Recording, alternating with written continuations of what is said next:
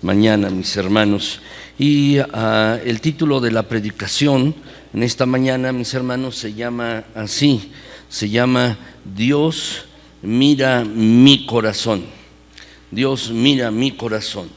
Así se llama la palabra, el título de esta predicación, y está basada en 1 Samuel 16, de los versículos del 1 al 7. Yo les ruego, si quieren buscarlo, en un momento más leeremos la palabra de Dios, leeremos este pasaje, pero si ustedes quieren abrir sus Biblias y mantenerlo allí, les agradecería que lo hicieran. Mis hermanos, déjenme decirles que nuestra cultura está obsesionada con la apariencia. Muchas personas, mis hermanos, trabajan solo para verse mejor. Compran ropa de marca, y no solo esto, mis hermanos, se hacen tratamientos en su cara, en su cuerpo. Han proliferado mucho, mis hermanos, los gimnasios, y no solo por el aspecto de que la persona pues esté más sana, sino por la apariencia. Juzgamos a los demás también por su apariencia, con nuestros ojos. Los vemos, mis hermanos, a las personas y las juzgamos por su apariencia. De hecho, hay un estudio que hicieron en una universidad de Estados Unidos, mis hermanos. Las personas de buena apariencia física, guapos o bonitas las mujeres, o guapos los hombres, mis hermanos, obtienen mejor salario y mejor trabajo que aquellos que no son tan agraciados. ¿Cuál es la razón? Porque juzgamos con nuestros ojos, y los demás también nos juzgan con sus ojos, también lo hacen a nosotros. Nosotros juzgamos a los demás por su apariencia con nuestros ojos, y los demás nos juzgan a nosotros por nuestra apariencia con sus ojos. Y saben que, mis hermanos, nos equivocamos con frecuencia en este sentido, porque solo estamos viendo la apariencia. Nosotros buscamos con nuestros ojos y vemos con nuestros ojos, mis hermanos, los ojos de las demás personas, y juzgamos así, mis hermanos, en ese sentido, con nuestros ojos. Todavía, mis hermanos, se sigue practicando lo que dice el pasaje allá en Génesis 3:6, mis hermanos, cuando Eva vio el fruto del cual le habían dicho que no comiera ni ella ni Adán, y dice que fue agradable a sus ojos. ¿Con qué juzgó Eva? Juzgó con su apariencia, con la apariencia juzgó con sus ojos, mis hermanos. Y la verdad es que cuando juzgamos con nuestros ojos, como sucedió con Eva, y todavía lo seguimos haciendo, nos equivocamos. Cuando solo juzgamos con lo que vemos, en lugar de analizar las cosas a un nivel espiritual y con mayor profundidad. El hombre no espiritual, el carnal, el hombre natural, mis hermanos, juzga de acuerdo con sus ojos lo que ve. El hombre natural no puede cambiar, mis hermanos, las cosas que ve con sus ojos, porque es pecador y tiene un corazón malo. Y lo que cada uno necesita, mis hermanos, es un Salvador, o sea, Cristo Jesús. Porque, mis hermanos, lo que se necesita de verdad es tener un corazón diferente, distinto, que no se ve, pero que puede ser transformado. Un corazón conforme a Dios. Y lo que necesitan las personas, mis hermanos, es ser redimidas de su maldad y tener un nuevo corazón. Eso es lo que se necesita. Pero no solo el hombre natural lo hace, muchas veces como creyentes también lo hacemos y juzgamos a otras personas. Pero, mis hermanos, no solo es un problema de juzgar a otros, no solo es un problema, mis hermanos, de apariencia con los demás, sino puede ser más peligroso cuando se trata de autoevaluarnos, de reflexionar acerca de nuestra propia vida, porque también nos equivocamos cuando nos estamos evaluando o estamos juzgando nuestra propia vida. A veces pensamos que las cosas van bien con nosotros, que las cosas van marchando bien.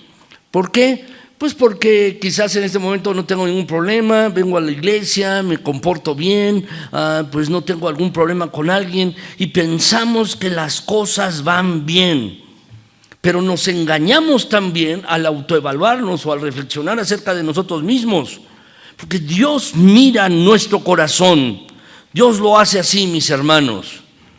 Y el pasaje que vamos a examinar ahora nos habla acerca de esta realidad, nos habla acerca de este asunto, mis hermanos. Si quieren abrir sus Biblias entonces, en el pasaje que está primera de Samuel 16, del 1 al 7, y lo voy a leer para ustedes, mis hermanos, este pasaje.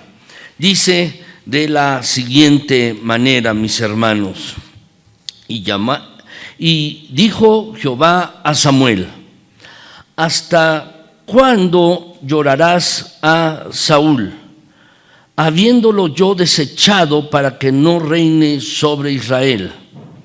Llena tu cuerno de aceite y ven, te enviaré a Isaí de Belén, porque de sus hijos me he provisto de rey. Y dijo Samuel: ¿cómo iré? Si Saúl lo supiera, me mataría. Y Jehová respondió: toma contigo una becerra de la vacada y di: a ofrecer sacrificio a Jehová he venido. Y llama a Isaí al sacrificio, y yo te enseñaré lo que has de hacer, y me ungirás al que yo te dijere. Hizo pues Samuel como le dijo Jehová, y luego que él llegó a Belén, los ancianos de la ciudad salieron a recibirle con miedo y dijeron: ¿es pacífica tu venida? Él respondió: sí, vengo a ofrecer sacrificio a Jehová. Santificaos y venid conmigo al sacrificio. Y santificando él a Isaí y a sus hijos, los llamó al sacrificio. Y aconteció que cuando ellos vinieron, él vio a Eliab y dijo: de cierto, delante de Jehová estás ungido. Y Jehová respondió a Samuel: no mires a su parecer ni lo grande de su estatura, porque yo lo desecho.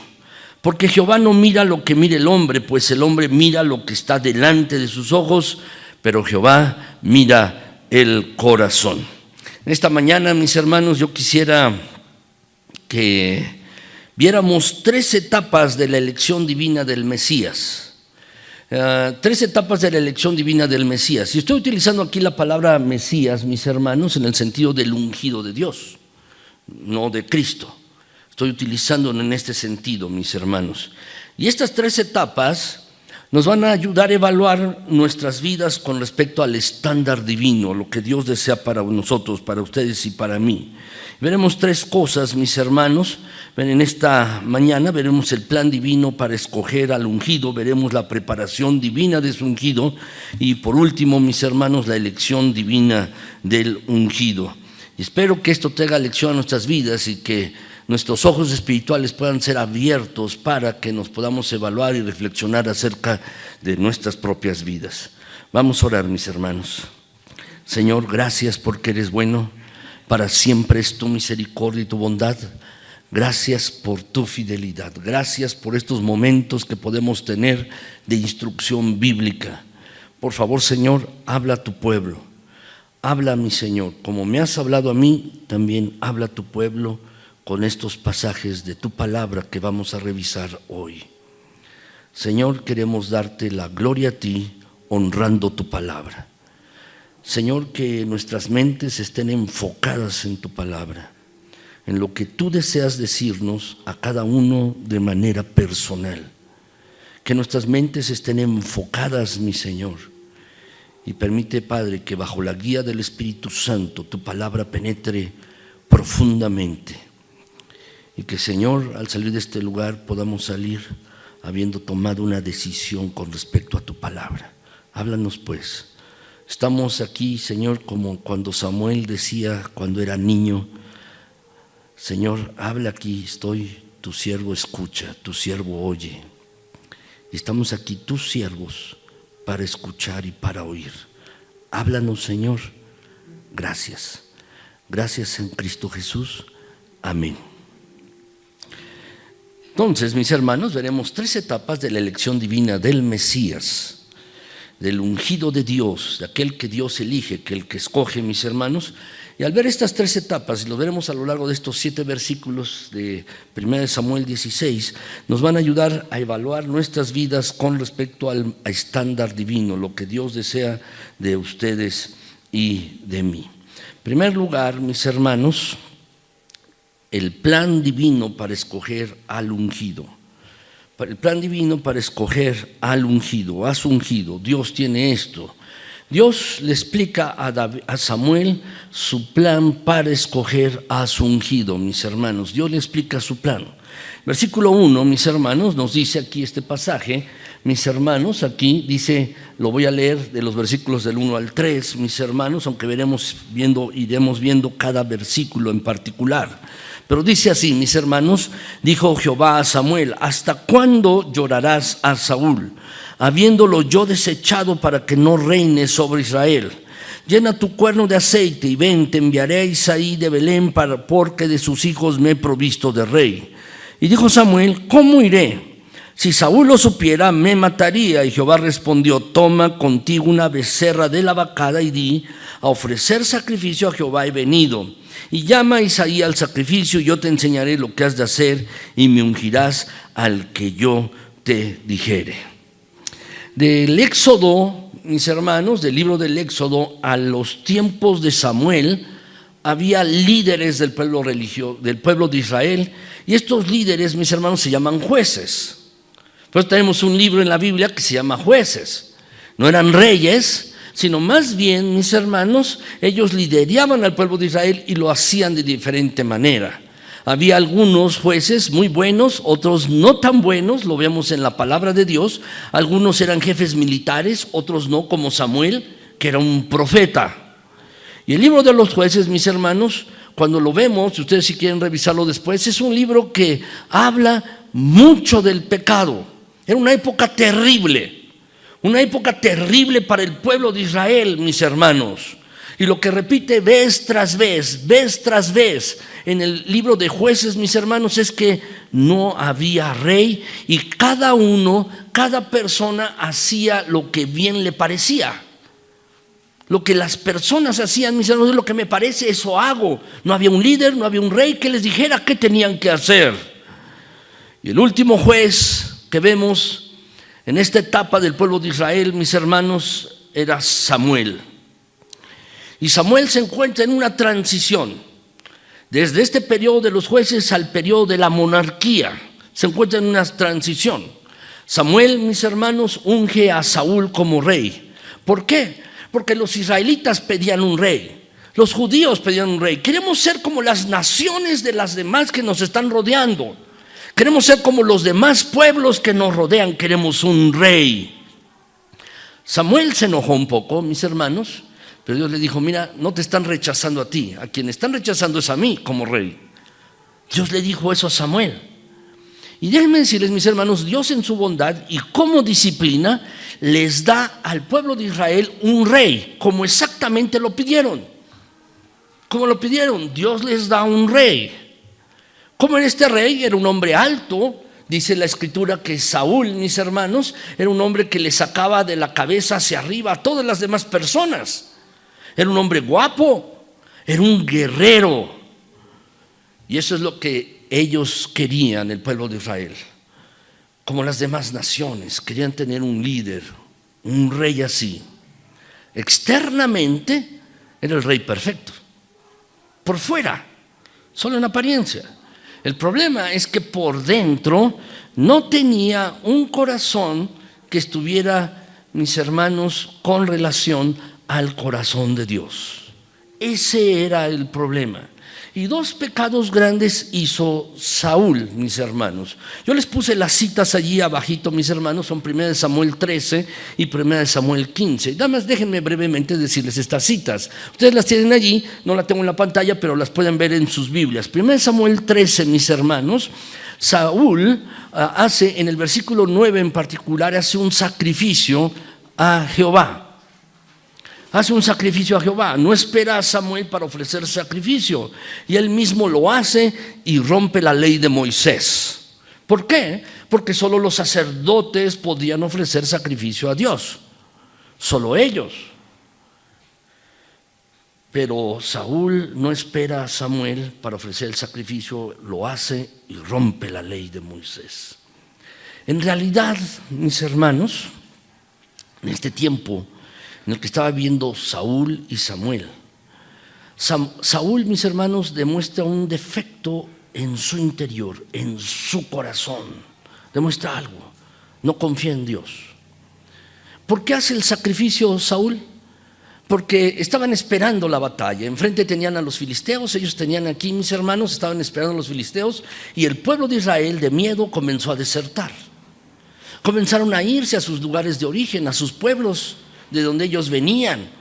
Comenzó el pueblo a desertar, y entonces Saúl, mis hermanos, para que el pueblo no deserte, para que no quedarse con menos hombres, decide hacer un sacrificio a Dios para tratar de darles confianza al pueblo de Israel.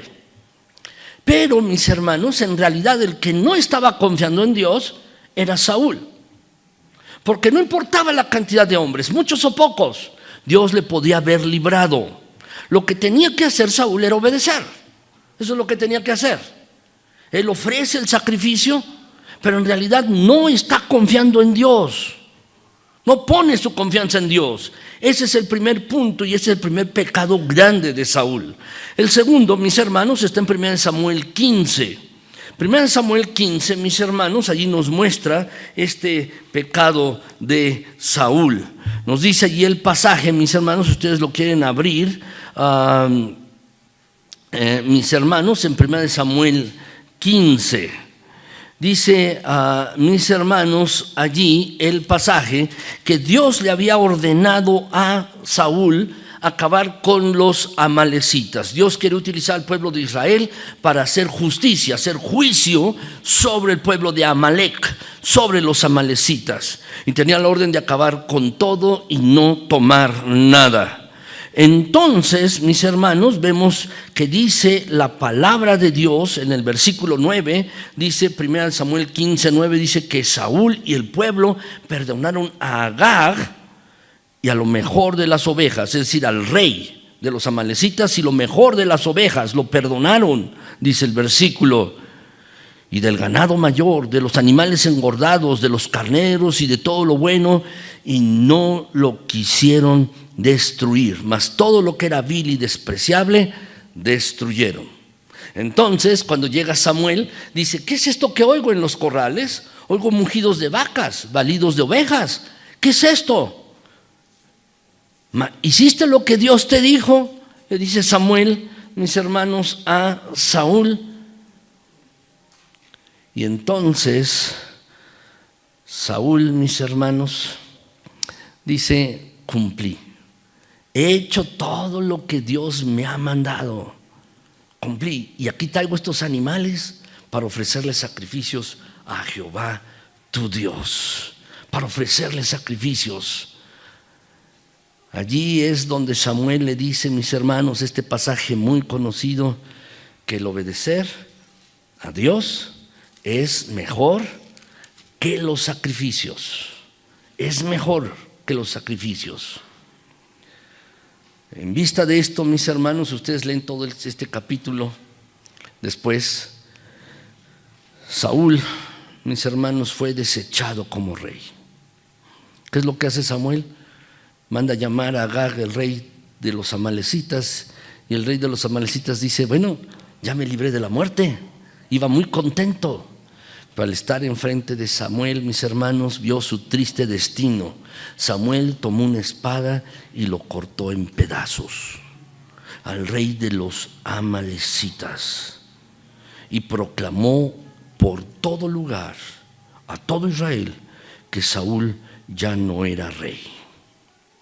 Este es el contexto, mis hermanos, donde vemos que Samuel seguía llorando el rechazo divino de Saúl. Dice el versículo, mis hermanos, ustedes lo ven, el versículo 1 dijo: ¿hasta cuándo llorarás a Saúl? Samuel estaba apesadumbrado, estaba llorando. ¿Había obedecido a Dios Samuel? Sí. ¿Desechó, dijo que ya no iba a ser rey? Sí lo dijo. Pero el corazón de Samuel, mis hermanos, estaba transido de dolor, estaba apesadumbrado, estaba triste, mis hermanos. ¿Por qué Samuel estaba así? ¿Por qué Samuel estaba en esta condición? Quizás hay tres cosas, déjenme decírselas brevemente, por las cuales Samuel estaba en esta situación.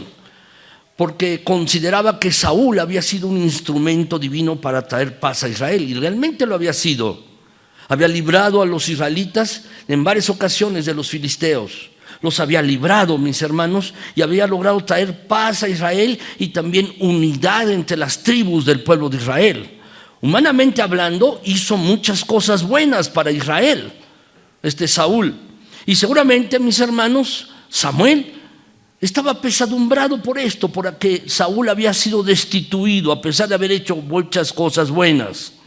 Por otro lado, también es posible, mis hermanos, que Samuel estaba viendo a Saúl como un hijo, como un discípulo, como alguien a quien tenía afecto y lo había elegido por orden de Dios, por orden de Jehová, como rey.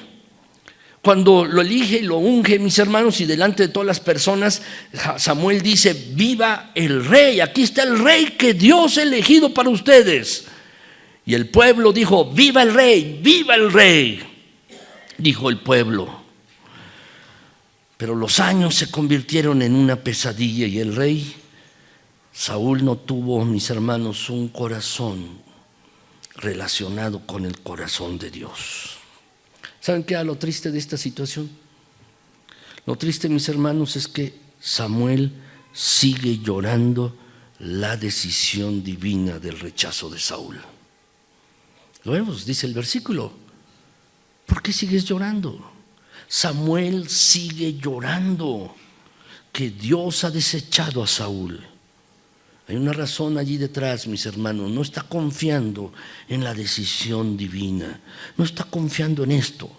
Y vemos en este versículo 1, mis hermanos, que Dios realmente regaña a Samuel, le llama la atención y le dice: ¿hasta cuándo vas a llorar? Dice el versículo, mis hermanos: ¿hasta cuándo llorarás a Saúl? Yo ya lo deseché para que no reine sobre Israel. Basta ya. Es como si Dios le dijera a Samuel: yo tengo la decisión, basta ya. Deja de estar llorando y lamentándote, ponte en marcha.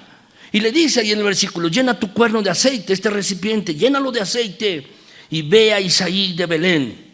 Pero vete ya, hazlo ya, no te lamentes. ¿Qué es lo que entendemos de esto, mis hermanos? Lo que entendemos es que Dios demanda obediencia inmediata. Eso es lo que entendemos de este pasaje. Samuel estaba detenido en sus funciones de profetas. Había sido un lapso allí, estaba detenido. Y Dios le tiene que decir: basta ya, deja de hacer esto, ve y haz lo que yo te estoy ordenando. Y para nosotros es una lección, mis hermanos, porque lo que Dios demanda de ti y de mí es obediencia inmediata. Lo que tenía que hacer Samuel, mis hermanos, era ungir un nuevo rey. Y lo manda con los hijos de Isaí.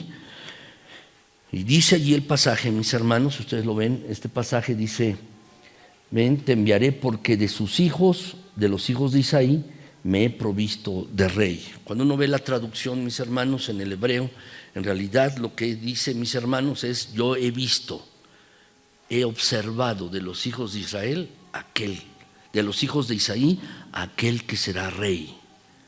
Me he provisto, he observado, he visto, dice Dios, hay un rey. Versículo 2, mis hermanos, dice el pasaje allí, lo voy a leer otra vez. Dijo Samuel: ¿cómo iré? Si Saúl lo supiera, me mataría. Y Jehová respondió: toma contigo una becerra de la vacada y di: a ofrecer sacrificio a Jehová he venido.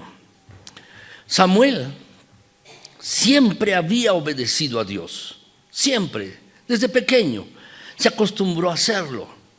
Era una persona, mis hermanos, un gran líder del pueblo de Israel.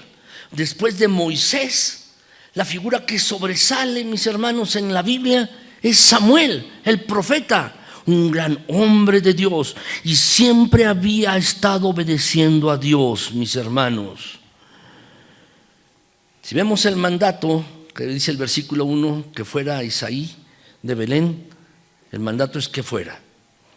Y Samuel tenía que ir sin chistar, tenía que ir pronto. Pero a Samuel le está costando trabajo obedecer el mandato. ¿Por qué era difícil para Samuel obedecer el mandato? La respuesta la vemos aquí en el versículo 2, mis hermanos. Dice allí el pasaje: ¿cómo voy a ir si Saúl lo supiera, me mataría. En español, mis hermanos, hay una condicional. Dice aquí, sí, dice el versículo, sí, Saúl lo supiera. Es una condicional. En el texto hebreo, mis hermanos, en el original, en el texto hebreo, no existe esta condicional. En realidad, mis hermanos, no existe. Es como si dijera, Saúl lo sabrá y me matará, en una afirmación. No es sí, es lo va a saber. Saúl lo va a saber, que yo ya puse a otra persona, que yo ungí a otra persona y me va a matar. ¿Por qué piensa Samuel esto? ¿Por qué está pensando esto, mis hermanos? Tenemos que entender ahora, Belén ahora, mis hermanos, es una ciudad grande. Uno ve fotos de la ciudad de Belén, las puede uno buscar en internet, mis hermanos, y hay fotos muy grandes. Esta ciudad ha crecido, es una ciudad muy grande. Pero en esa época, mis hermanos, era una ciudad pequeña, muy pequeña. Más bien, era una aldea. Y era una aldea pequeña, como fuera una villa. Una villa muy pequeña, mis hermanos. Imaginen esto. El gran vidente, el gran profeta de todo Israel, todos lo conocían. Todos tenían respeto por Samuel. Todos sabían dónde andaba Samuel. Donde iba, mis hermanos, había una conmoción, porque sabían que había llegado el gran vidente, el profeta, el que hablaba las palabras de Dios. Y Samuel va a llegar a esta pequeña aldea. ¿Se iba a poder ocultar? No, no se iba a poder ocultar. Era una pequeña aldea, una pequeña ciudad. Y Samuel sabe que si va allí, mis hermanos, a Belén, eso va a llegar a oídos del rey. ¿Qué es lo que está haciendo Samuel aquí en este versículo 2? Está cuestionando el plan de Dios. Samuel no pide más información. Oye, le dice a Dios, dame más detalles. No. Lo que está haciendo Samuel es cuestionando a Dios. Cuestiona a Dios. Sin embargo, mis hermanos, Dios en su bondad le da confianza y le ayuda. Le dice, mira, si estás preocupado, entonces toma una becerra y diles, vine a ofrecer sacrificio a Jehová. Diles que vas a ofrecer un sacrificio allí en Belén. Si estás preocupado, no era como mentir, era como decir, bueno, no des toda la información. Diles, vengo a ofrecer sacrificio, no vas a mentir. Eso es lo que yo te estoy ordenando, ve para allá, párate allí y diles esto. Es como, por ejemplo, mis hermanos, si nosotros vamos manejando exceso de velocidad y un policía nos detiene, una patrulla nos detiene, mis hermanos, y nos comienza a interrogar, pues no le vamos a contar, mira, yo cuando era niño hice esto también y hice todo. No, le dices puntualmente, ¿por qué ibas a alta velocidad? Es así semejante, mis hermanos. Samuel, mis hermanos, solo iba a decirle eso al pueblo. Y entonces, mis hermanos, es que va para allá. Versículo 3, mis hermanos, dice, llama a Isaí al sacrificio cuando estés allí y yo te enseñaré lo que has de hacer y me ungirás al que yo te dijere. Este versículo, mis hermanos, es notable por una razón. Porque Samuel está acostumbrado a recibir toda la información de parte de Dios. Dios le decía las instrucciones detalladas, vas a hacer esto, vas a hacer aquello, y se las decía Dios de antemano. Pero aquí, mis hermanos, Dios ya no le da toda la información. En otras ocasiones sí lo había hecho, pero ahora no le da todos los detalles. Simplemente le dice el pasaje, mis hermanos, ve, llama a Isaí y entonces yo te voy a enseñar lo que vas a hacer. Yo te voy a enseñar lo que has de hacer y ungirás al que yo te dijere. Hasta ese momento, no antes. ¿Qué lección aprendemos de todo esto, mis hermanos? Hay una lección que aprender y es esta. Aún los mejores hombres, aun cuando sea un profeta de Dios, mis hermanos, no pueden ver lo que Dios ve. Los mejores hombres, aunque sea un profeta, alguien muy allegado a Dios, no pueden ver lo que Dios ve. ¿Qué es lo que debemos entender? ¿Qué es lo que debemos hacer, mis hermanos? Debemos confiar en Jehová. Debemos confiar en su plan, en su propósito. Nosotros solo tenemos una vista parcial. En estos pasajes, mis hermanos, lo que estamos observando es la soberanía completa de Dios. Él es capaz de ver el exterior, pero también es capaz de ver el interior del hombre. Saúl, mis hermanos, fue la lección para la gente. ¿Cómo no debía ser un rey? Pero Dios iba a escoger a David, un hombre con respecto al corazón de Dios. Dios escogió a David y esto fue muy importante porque de allí, de los descendientes de David, hizo nacer a Jesucristo nuestro Señor. Déjame decirte, Dios no tiene planes B. El plan de Dios siempre es el plan A, no tiene un plan B. Dios había levantado allí un rey, Saúl, y pecó grandemente. Pero el plan de Dios no estaba allí, mis hermanos. Dios tenía mejores propósitos y quiso revelarnos a nosotros en esta historia, en este pasaje, mis hermanos, la historia de un rey malo, Saúl, en contraste con el rey perfecto.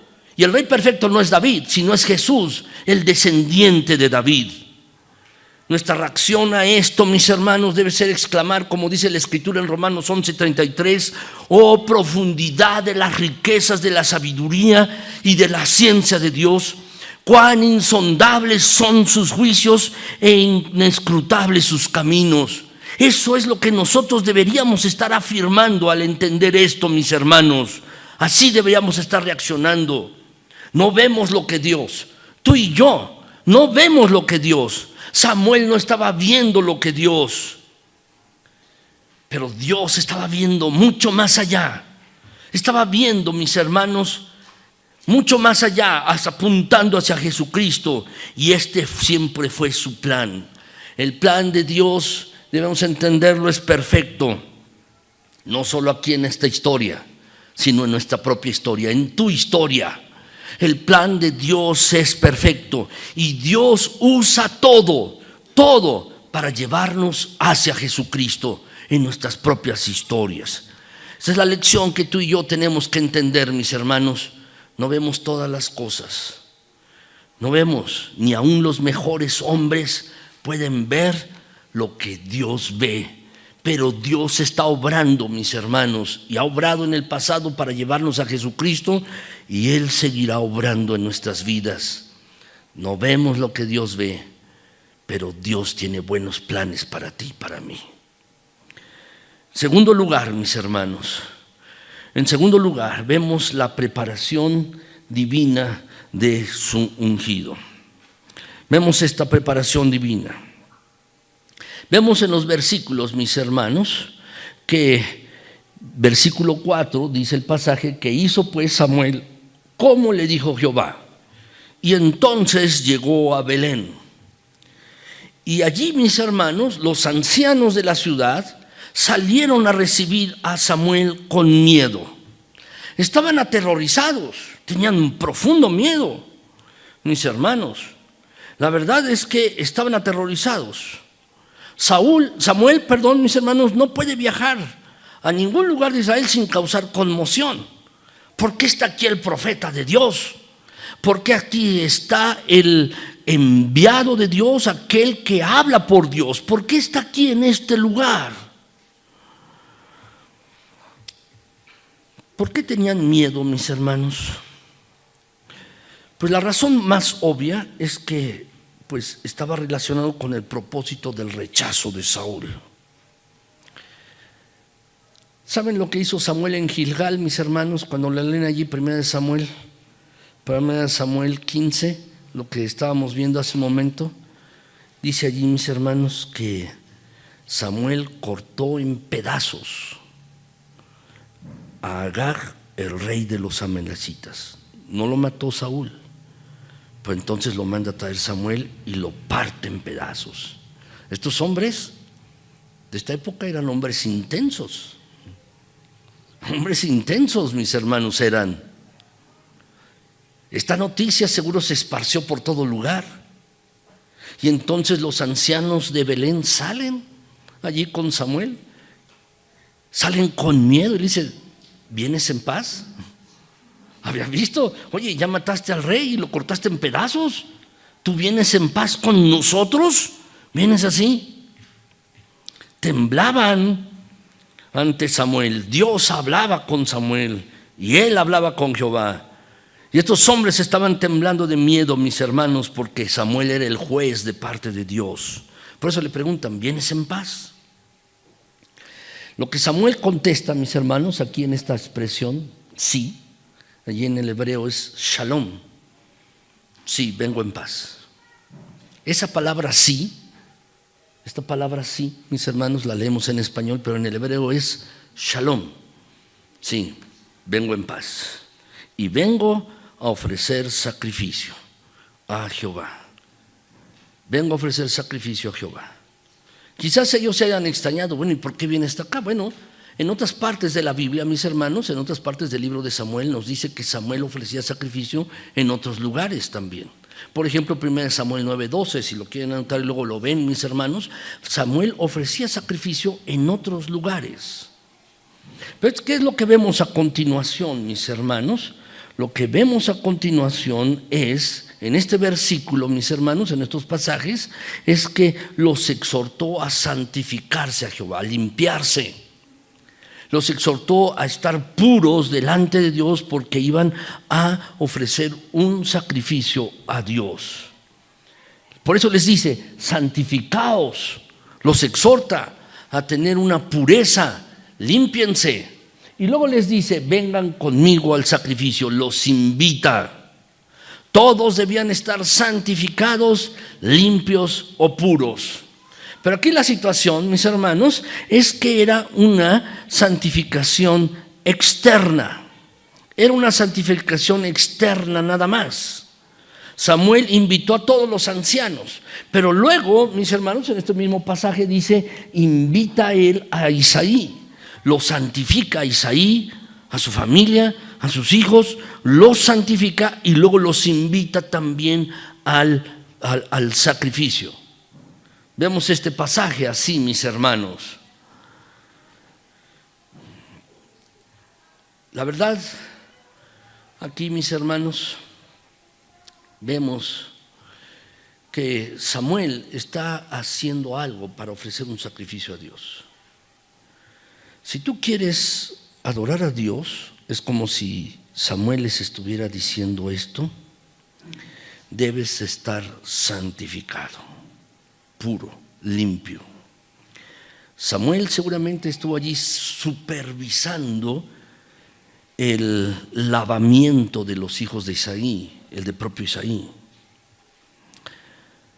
Pero, mis hermanos, hay que notar esto: era un lavado externo, solamente.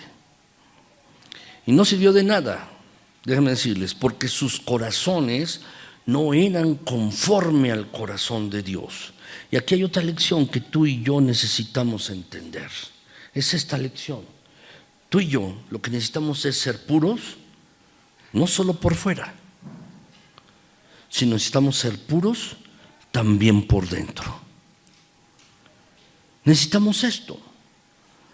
¿Por qué? Porque Dios mira el interior. Dios mira dentro de nosotros. Dios ve. La lección anterior, hace un momento les decía, mis hermanos, Dios ve mucho más allá de lo que nosotros podemos ver. Aún Dios ve mejor que los mejores hombres, mis hermanos, ven o no pueden ver. Dios ve. Y lo que tú y yo necesitamos entender es que no solo necesitamos ser puros por fuera, sino por dentro fundamentalmente. A los seres humanos nos encantan los rituales, nos encantan las cosas, las ceremonias, nos encantan las cosas, pero solamente eso está por fuera. Y muchas veces lo que tenemos, mis hermanos, solo es religiosidad y eso solo está por fuera. Pero lo que necesitamos es un corazón puro en nuestro interior. ¿Y cómo podemos tener un corazón puro? Se obtiene un corazón puro mediante la fe en Cristo Jesús. Solamente por eso. Lo que los judíos hicieron durante mucho tiempo, mis hermanos, fue un ritual, un ritual externo, pero lo que apunta aquí, mis hermanos, es hacia una situación interna, el corazón y la condición humana de tu corazón. Y la única manera de tener un corazón puro es mediante la fe en Cristo Jesús. Solamente en Cristo, mis hermanos. Déjenme decirles un tercer punto, y es la elección divina del ungido. Dice el pasaje, mis hermanos, que cuando llegó Isaí, sus hijos, los santificó y luego los invitó al sacrificio. Seguramente Samuel no estaba haciendo esto en público, quizás lo estaba haciendo en privado, quizás en la casa de Isaí, no lo estaba haciendo delante de toda la aldea. Pero el pasaje dice que cuando ellos vinieron, dice que vio a Eliab, el hijo mayor de Isaí. Y quizás lo pensó en voz baja, quizás no lo dijo en voz alta, lo pensó en voz baja y dijo estas palabras: de cierto, delante de Jehová estás ungido. Es seguro que es el que Dios ha escogido como rey, y seguramente lo pensó en voz baja. Pero Dios, mis hermanos, no le dice lo que esperaba escuchar. No le dice eso. Lo que le dice es: tú vas a escoger al que yo te diga, pero no es. No es.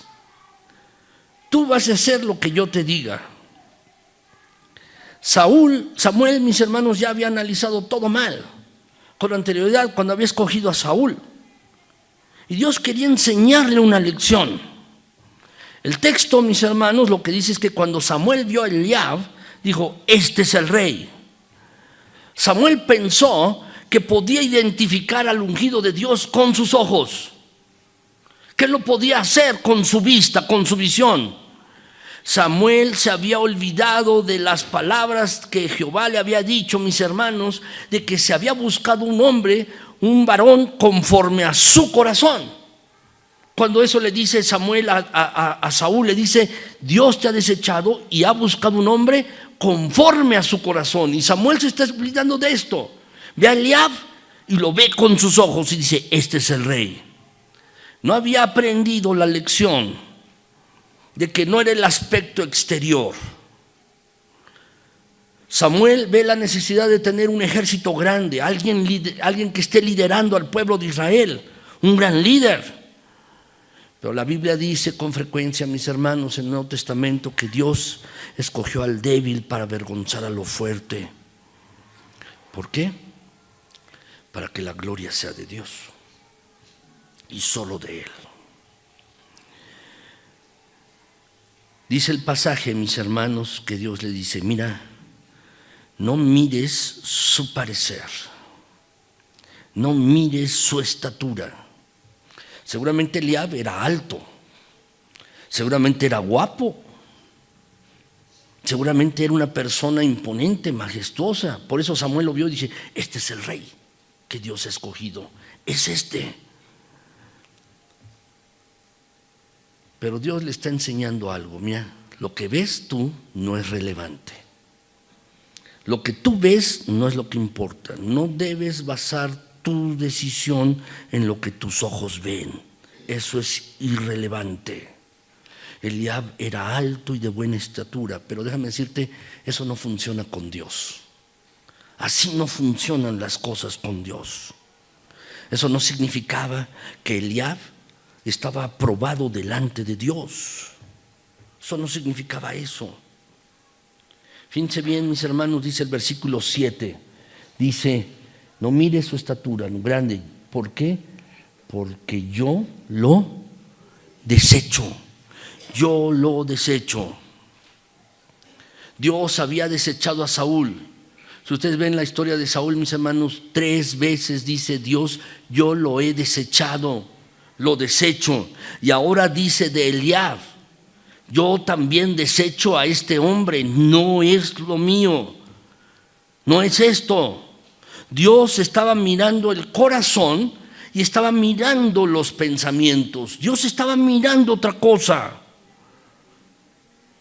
Jehová, Dios, mis hermanos, estaba mirando lo que estaba pensando Eliab y también lo que Samuel estaba pensando.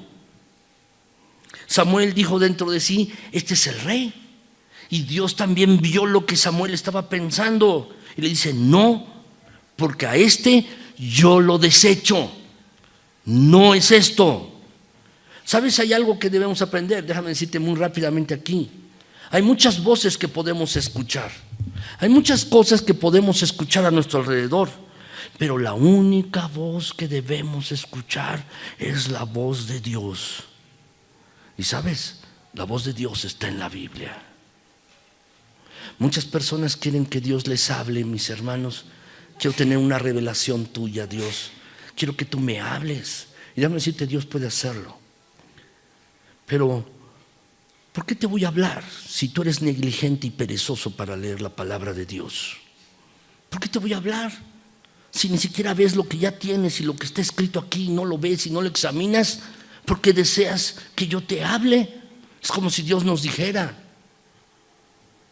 Y saben, mis hermanos, lo que tenemos que hacer es ir a la palabra de Dios para escuchar allí la voz de Dios perfectamente bien.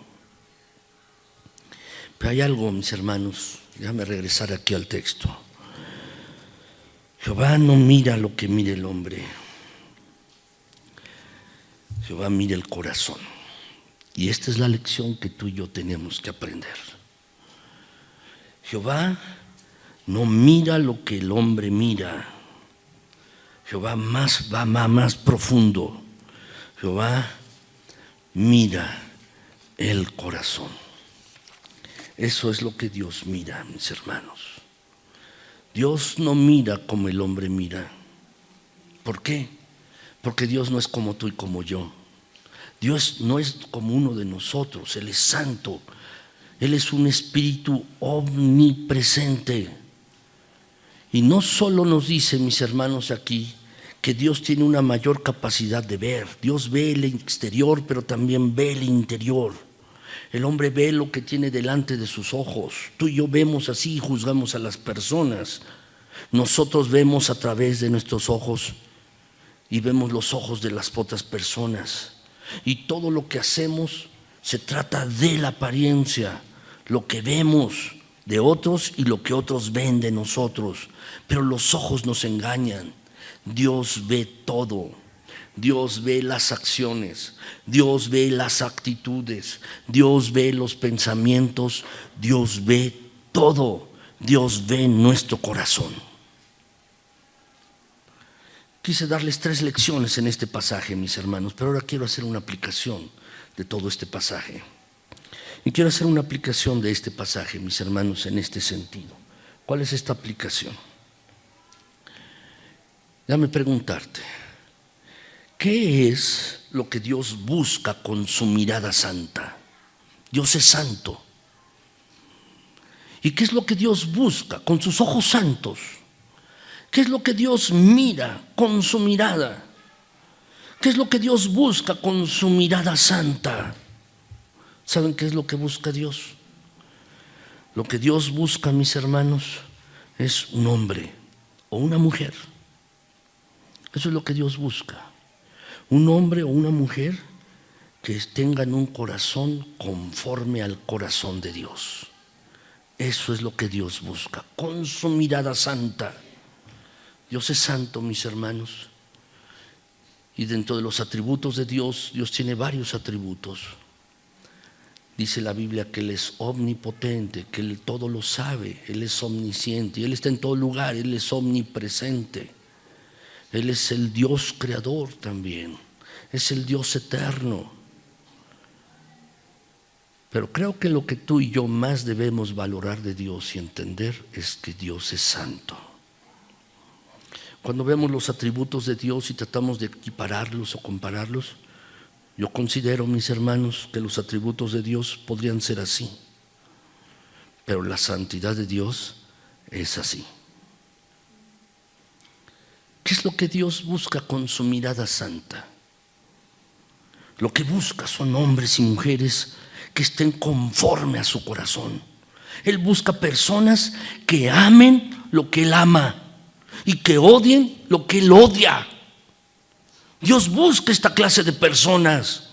Dios busca esta clase de personas y está buscando en toda la tierra, buscando hombres y mujeres que amen lo que Él ama y que odien lo que Él odia.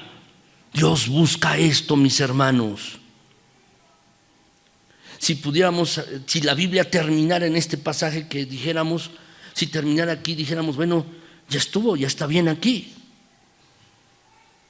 Pero saben, mis hermanos, déjame decirte, Dios eligió a David.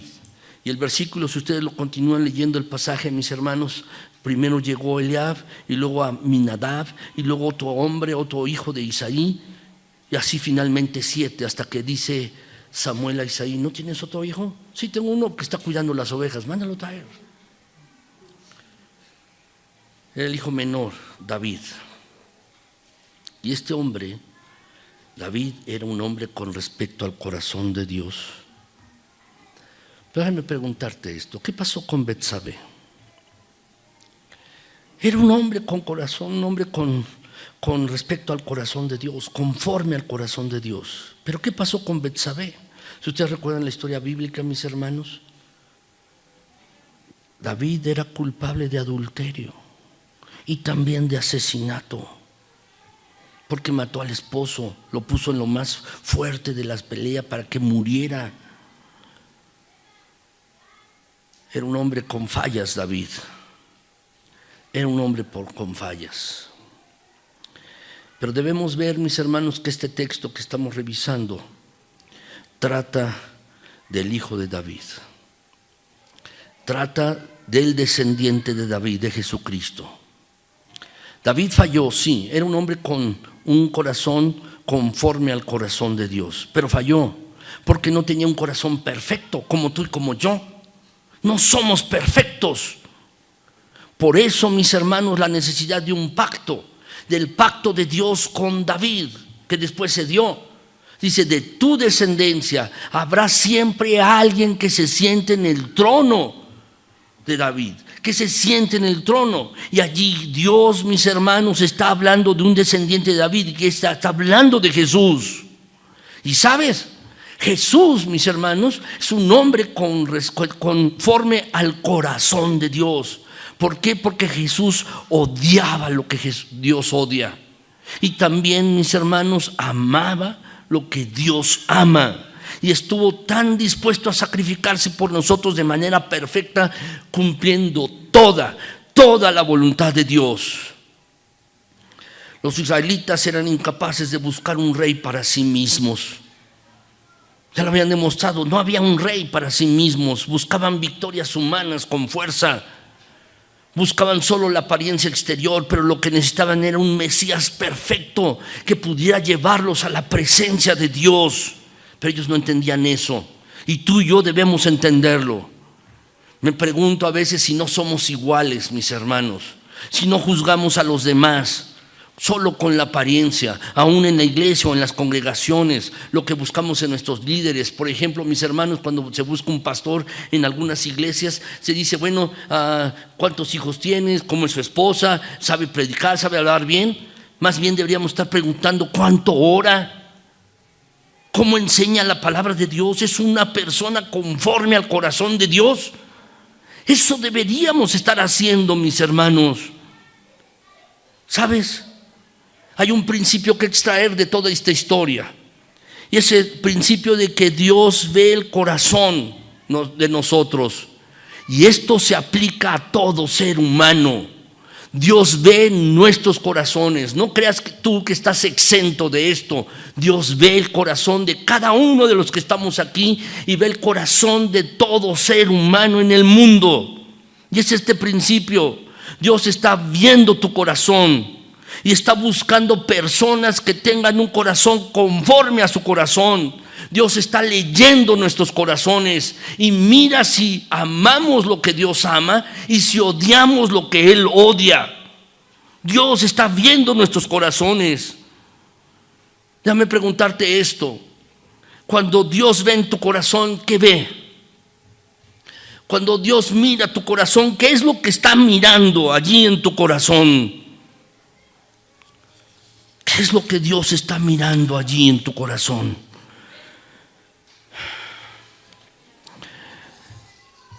Cuando Jesús, mis hermanos, en su vida terrenal tuvo un encuentro con los fariseos, Él veía el corazón de lo que ellos tenían dentro. Y allí en Mateo 23, 25, 17, mis hermanos, dice: ay de vosotros, escribas y fariseos, son hipócritas, porque limpian lo de afuera, lo del vaso y del plato, pero por dentro están llenos de robo y están llenos de injusticia. Fariseo ciego, limpia primero lo de dentro del vaso y del plato, para que también lo de afuera sea limpio.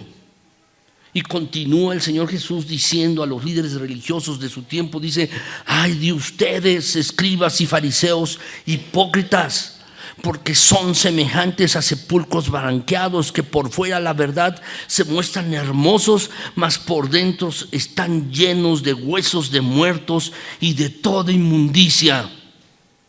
Así también vosotros por fuera, la verdad, os mostráis justos a los hombres, pero por dentro estáis llenos de hipocresía e iniquidad.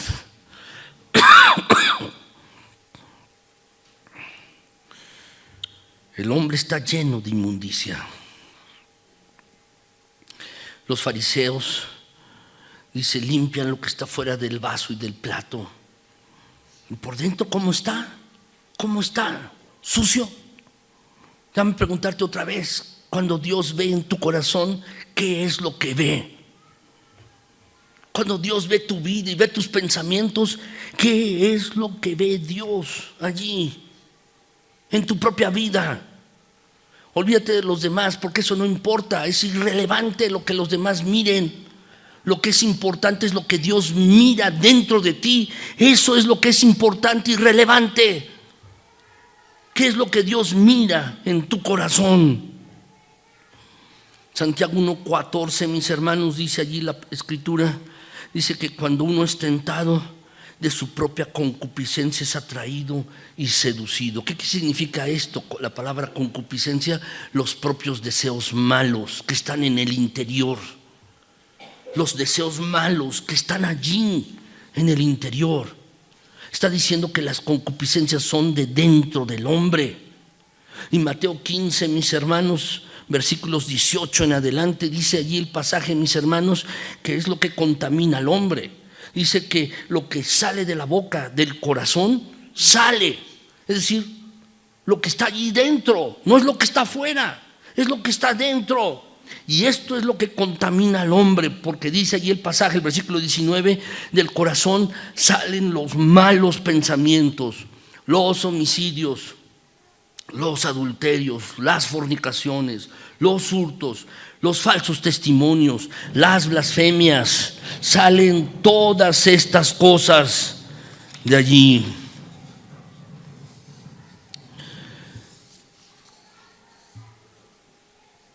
Déjame decirte,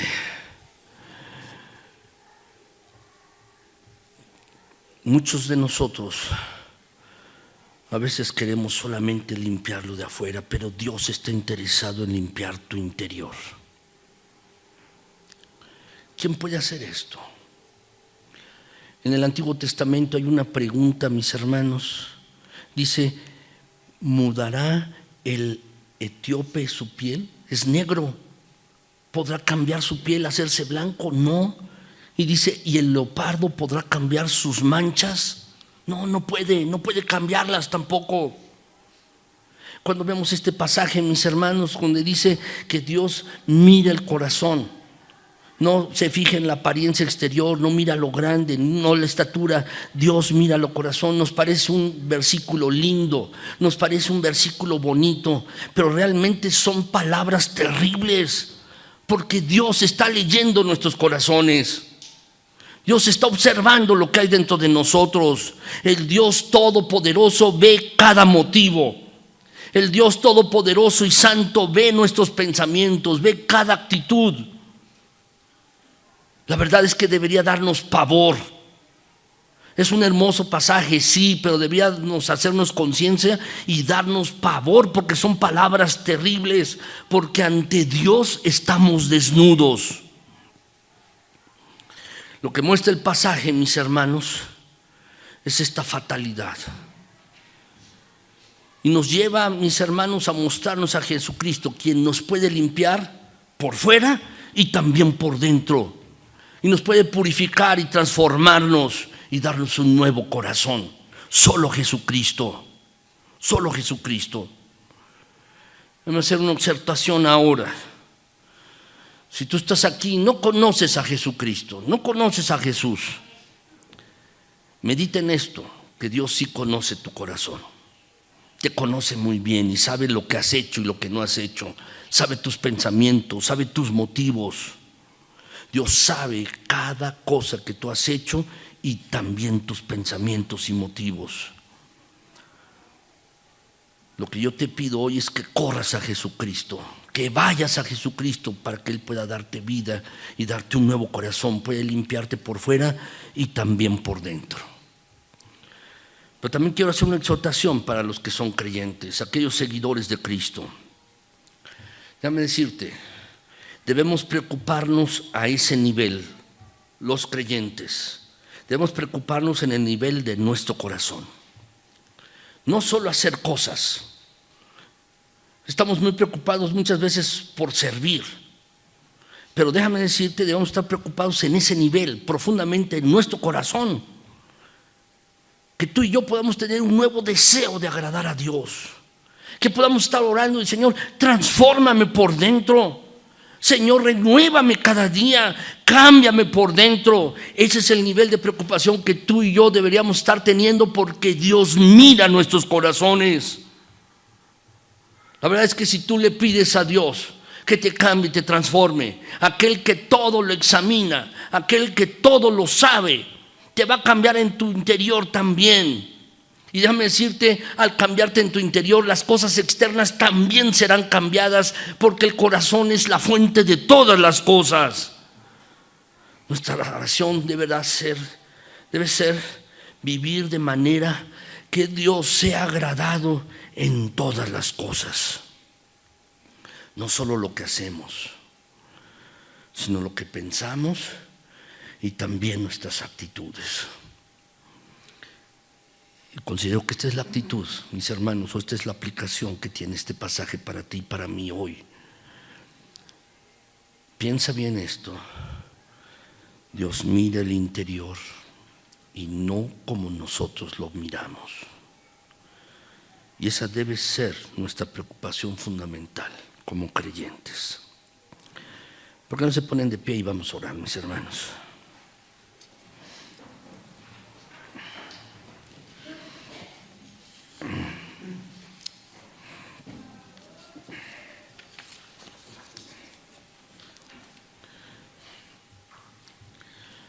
Señor, frente a esta verdad de que nuestros corazones tú los miras y sabes lo que pasa dentro de nosotros, y frente a esta verdad de que no somos perfectos y somos malos, estamos sin esperanza. Realmente, Señor, lo que merecemos es tu ira y es que tú nos deseches, porque tú sabes lo que hay dentro de nosotros. Pero Señor, mira, ahora te doy profundas gracias en Jesucristo, porque tú nos has liberado de la paga del pecado y nos has dado de tu Espíritu, del Espíritu Santo. Así pues, mi Señor, sigue trabajando en nosotros. Por favor, no te detengas, no te detengas. Por favor, mi Señor, transforma más. Tú que miras el interior de nosotros, y si alguien lo necesita, mi Señor, que puede estar orando ahora mismo también, que tú cambies el interior, porque si cambias el interior, mi Señor, también las cosas externas serán cambiadas. Por favor, no te detengas. Sigue transformando, sigue cambiando. Tú que miras las cosas en nuestro corazón, Sabes lo que no te agrada. Perdona, Señor, si en mis hermanos o en mí hay cosas que no te han agradado, pensamientos, actitudes, motivos. Señor, cámbialas y transfórmalas. Y te ruego, mi Señor, que tú nos ayudes a vivir sabiendo que tú nos estás viendo en nuestro interior, para que nosotros podamos vivir con precaución, preocupados por lo que tú ves en nuestro interior. Y te pido también que tú te agrades de lo que tú veas en nuestros corazones. Te lo pido en Jesucristo. Gracias, Señor, porque tú haces todas las cosas buenas. Este ha sido tu plan desde el principio del mundo. Y ahora quiero darte la honra y la gloria a ti. Quiero darte todo el honor solamente a ti. Tú que eres el Dios que ve, el Dios que mira y penetra profundamente en nuestras mentes y corazones. Por favor, Señor, que lo que mires dentro de nosotros te agrade y te exalte y te glorifique. Solamente a ti. Que mis hermanos y yo podamos amar lo que tú amas y que podamos odiar lo que tú odias. Ayúdanos en eso, Señor. Queremos tener un corazón conforme a tu corazón. Gracias, Señor. En Jesucristo. Amén.